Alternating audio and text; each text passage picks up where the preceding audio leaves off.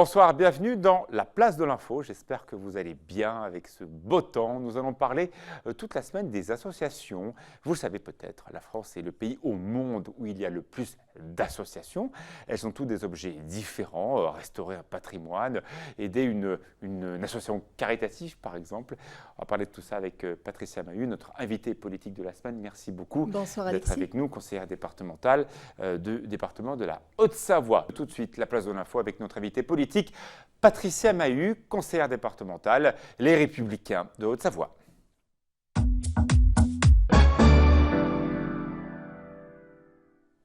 Merci Patricia Mahut d'être l'invitée de la place de l'info. Vous connaissez le principe, des visages de personnalités locales et nationales vont s'afficher sur l'écran géant de la place de l'info.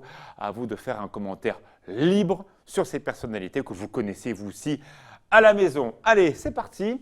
Alors, un homme politique dont on parle, mais alors plus du tout, c'est très bizarre, alors qu'on peut considérer que certaines de ses idées sont assez proches d'Emmanuel Macron. On le connaît bien aussi en Haute-Savoie, car il a été, fut un temps, député de la Haute-Savoie.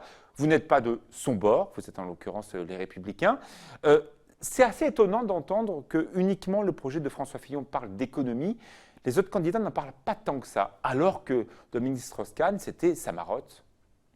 Oui, alors c'est d'autant plus surprenant, je vous dirais, qu'avec un Emmanuel Macron qui était quand même à Bercy, c'est surprenant qu'il ne parle pas plus d'économie. À votre avis, pourquoi ?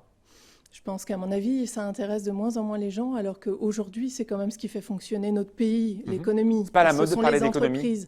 C'est pas la mode, comme c'est pas la mode, effectivement, de parler des chefs d'entreprise et de parler du développement économique.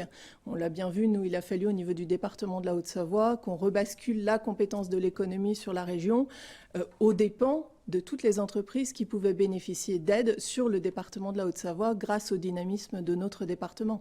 Il y a deux personnalités, j'en prends deux, de droite comme de gauche, qui ont vraiment des compétences économiques internationales. Évidemment, Dominique Strauss-Kahn. Je pense aussi à Madame Lagarde, Christine Lagarde, qu'une personnalité aussi remarquable, qui ne font plus du tout de politique aujourd'hui. C'est regrettable pour des questions d'affaires. Oui, je pense que c'est dommage. Enfin, c'est vrai qu'aujourd'hui, une femme comme Christine Lagarde aurait toute sa place au niveau national, notamment pour parler d'économie, notamment pour défendre effectivement un projet économique. D'un autre côté, elle le fait au niveau du FMI, et je pense que c'est aussi intéressant de ce point de vue-là. Et aujourd'hui, le programme de François Fillon est le seul qui vraiment a un axe sur l'économie. Alors, un visage que vous connaissez bien, c'est évidemment Emmanuel Macron. Il y a eu une réunion avec les maires il y a quelques jours qui a été un petit peu houleuse, où il a clairement demandé aux collectivités locales de continuer à faire des efforts. Il n'a pas accepté d'être sifflé par certains maires. Bon, c'est vrai qu'on ne va pas lui reprocher d'expliquer ce qui va se passer. S'il est élu, les communes, les régions, les départements auront certainement moins de budget qu'avant. Oui, alors c'est vrai que c'est déjà une réalité, puisque de toute façon, aujourd'hui, les dotations des collectivités baissent. Et c'est vrai que c'est toujours dommage de siffler un candidat. Je pense qu'il fallait effectivement laisser l'ensemble des candidats s'exprimer. Mais c'est vrai qu'aujourd'hui, Emmanuel Macron, qui propose de supprimer la taxe d'habitation pour 80% de la population, le problème, c'est que la taxe d'habitation, elle ne va pas à l'État. La taxe d'habitation, elle va aux collectivités, elle va aux communes, elle va aux départements, elle va aux intercommunalités. Demain, qu'est-ce qui va se passer si la taxe d'habitation est supprimée au bénéfice de ces collectivités ? Alors, il a parlé clairement d'euro constant, c'est-à-dire que l'État referait des dotations à l'euro constant. Il y a eu des problématiques lors du dernier recensement en Haute-Savoie. Plusieurs communes, je pense à Megève, je pense à Chamonix, ont perdu des habitants. Si d'un côté, il n'y a plus la taxe foncière et que de l'autre, ces communes touristiques essentielles de nos départements ont perdu des habitants, ça veut dire des communes qui vont continuer à être de plus en plus endettées. Tout à fait. Or, la problématique, c'est qu'aujourd'hui, ce n'est que reporter en fait l'ensemble de ces dotations, puisqu'en fait, en réalité, même si c'est l'État qui reverse aux collectivités, l'État, ça reste de toute façon les Français qui payent des impôts, soyons clairs. Troisième visage, vous le connaissez bien, c'est un homme de Haute-Savoie, député Les Républicains, alors passionné d'économie, passionné de finances publiques. Tout à fait. Marc Francina, c'est vrai qu'il est très tenté pour rempiler un nouveau mandat, à la condition que François Fillon l'emporte. Oui, c'était plus effectivement cette ambition-là. Aujourd'hui, François Fillon était dans la perspective de gagner effectivement ces présidentielles. Et donc, Marc Francina souhaite plutôt refaire un mandat, mais dans la perspective d'être dans la majorité et non pas dans l'opposition, comme ça a été le cas dans le mandat passé. Mais clairement, là, il ne s'est pas positionné. On Du sait tout. que votre parti a souhaité investir tous les sortants. Tout à fait. On va voter pour les élections présidentielles. Le 7 mai, on connaîtra le nom du président ou de la présidente française. Après, il ne restera que 2 mois pour les élections législatives, ce qui est très court pour faire campagne. C'est très court. Il va y arriver à faire campagne? Oui, je pense. Alors déjà, il a une super connaissance des territoires. Je suis aussi son attaché parlementaire depuis 2003, donc on se connaît suffisamment. Et c'est vrai que je pense que c'est vraiment l'élection présidentielle qui le fera se décider à un moment donné de savoir s'il repartira ou pas. Alors, s'il n'y va pas, est-ce que vous êtes, vous, candidate pour le remplacer? Bien sûr, j'ai toujours dit de toute façon que le poste de député pouvait m'intéresser en tant que républicaine sur le territoire. Ça fait maintenant presque 20 ans que je suis attachée parlementaire sur la circonscription du Chablais, puisque j'étais avant avec Jean-Marc Chavannes. Donc c'est vraiment cette idée-là de défendre le Chablais, de défendre un territoire au niveau de Paris. Et je ne me suis jamais cachée de cette envie à un moment donné Alors, d'y si je vous aller. parle de quelqu'un que vous connaissez bien, je ne vais pas mettre son visage là sur le grand écran, c'est Astrid Beau-Roche, qui est en l'occurrence conseillère régionale de votre groupe. Elle se prépare aussi. Oui, mais comme je pense qu'effectivement, d'autres peuvent se préparer, effectivement. Vous avez compris pourquoi j'ai mis Jean Denay Tout à à fait. l'image? Remettez-moi Jean Denay à l'image. Ça m'intéresse. Pourquoi Jean Denay peut rentrer dans ce discours-là? Parce que je pense qu'il a eu aussi à un moment donné cette ambition de devenir député de la circonscription du Chablais. Maintenant, c'est vrai que tout dépend de ce qu'ils souhaitent faire les uns comme les autres. Et nous serons de toute façon après entendus éventuellement par la Commission nationale d'investiture pour décider du transfert de l'investiture si Marc Francina décide de ne pas y Pour ceux qui retourner. ne connaissent pas le Chablais, expliquez-moi, on sort de la politique. Pourquoi entre eux deux, Jean Denay et Marc Francina, ça l'a jamais fait? Pourquoi? Alors, je vais vous raconter une petite anecdote. Quand je suis arrivée sur la circonscription, donc en 98, la première chose que Pierre Mazeaud m'a dit, qui partait au Conseil constitutionnel, c'est « Vous verrez, Madame Maheu, il y a un grand clivage dans le Chablais qui s'appelle la Drance, et cette séparation C'est qu'une entre question de Thonon territoire et Évian est, à mon avis, quelque chose qui est vraiment ancré. » Alors moi, je C'est suis... que à cause de ça? Ah, alors franchement, sincèrement, c'est assez surprenant quand on est dans le Chablais de constater à quel point pendant des années ça a été Enfin, en le tout cas. cas, ils ne s'entendent pas. Marc Francina et Jean Denay, C'est un c'est pas secret les pour meilleurs copains. personne. Ils partiront pas en vacances ensemble, Non, ça, on c'est est sûr. complètement d'accord. Mais moi, sincèrement, je pense qu'on peut combler cette branche. Je pense qu'effectivement, à un moment donné, il est vraiment nécessaire de défendre l'ensemble du bassin du Chablais, que ce soit Thonon, Évian ou que ce soit les vallées de montagne. Je pense que c'est très important de défendre l'ensemble du territoire. Allez, prochain visage, vous le connaissez, Christian Monteil, un président qui tente une image de pacification de la droite, même s'il s'est très clairement prononcé pour la candidature d'Alain Juppé. C'est un homme d'avenir pour vous?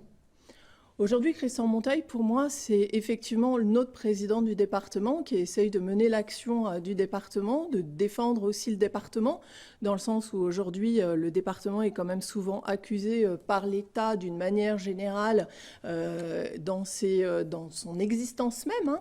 Et aujourd'hui, je pense qu'il défend l'ensemble du département et je pense qu'il a pris conscience aussi de l'importance de défendre le Chablais, parce qu'on avait souvent cette tendance effectivement à penser que le Chablais était un petit peu oublié par rapport à Annecy. Donc c'est vraiment cette volonté-là. Il n'y a pas D'ailleurs, on a d'avenir eu de la chance, Haute-Savoie au-delà du col des Vires. C'est ce qu'on entend souvent de la part de certains élus annéciens. Là, c'est vrai que pour le coup, c'est un Vous petit n'êtes pas peu... d'accord, forcément?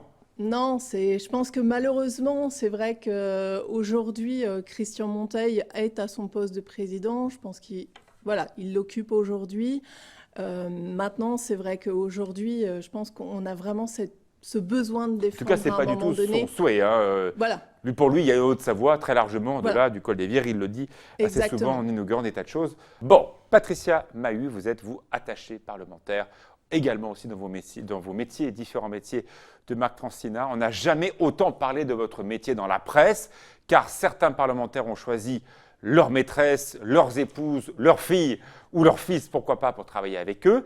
Il se dit quoi à l'Assemblée de tout ça, sur une profession que personne ne connaissait? Il n'y a pas plus précaire qu'un attaché parlementaire. Si vous ne plaisez plus au roi, vous êtes destitué de la minute à l'autre. Exactement, Alexis. Je pense que la problématique des attachés parlementaires, ça fait déjà longtemps que je la dénonce, notamment au niveau des syndicats, des collaborateurs, tout simplement parce que déjà, ça fait très peu de temps qu'on a réussi à obtenir le statut de cadre. Grâce à Bernard Accoyer, quand il était président de l'Assemblée, on a obtenu justement quelques avancées par rapport à ça. Mais il faut savoir qu'effectivement, nous sommes complètement précaires. Déjà, nous avons des contrats de droit privé et non pas des contrats de droit public, que nous sommes licenciés. Donc vous n'êtes pas des fonctionnaires. Pas du Si tout. ça ne colle pas, vous êtes destitué dans la minute qui suit. On va voir Tout plusieurs à fait. visages politiques qui ont eu attrait à cette question-là. Le premier, évidemment, c'est le visage de Marine Le Pen qui, elle, a affaire à une autre question qui concerne les députés européens, parce qu'il y a aussi des attachés. La règle est différente de la France. Vous comprenez cette situation? Elle ne veut pas se rendre à une commission parlementaire donc, du droit européen parce qu'elle considère qu'elle n'a pas à s'y rendre. Non, moi je trouve ça anormal. Je trouve que à partir du moment où on est parlementaire, on doit pouvoir répondre, y compris répondre aux invectives de la justice, si effectivement invectives il y a. Qu'on protège l'élu dans son mandat et dans le cadre de ses actions qui sont faites dans son mandat, c'est tout à fait normal. Ça, c'est même nécessaire pour le bon établissement du pouvoir. Mais là, on parle de répondre de faits qui sont effectivement au niveau européen. Pour moi, il faut au moins qu'elle se rende aux convocations au niveau européen. Regardez le visage de l'un de mes confrères, Jean-Jacques Bourdin, qui officie sur RMC, également sur BFM TV. Marine Le Pen l'a fait huer hier dans son meeting à Bordeaux en disant que c'était la télévision pro-Macron. Bourdin, qui effectivement a été un des premiers journalistes à relayer les informations du Canard enchaîné, est-ce qu'il est dans son rôle ?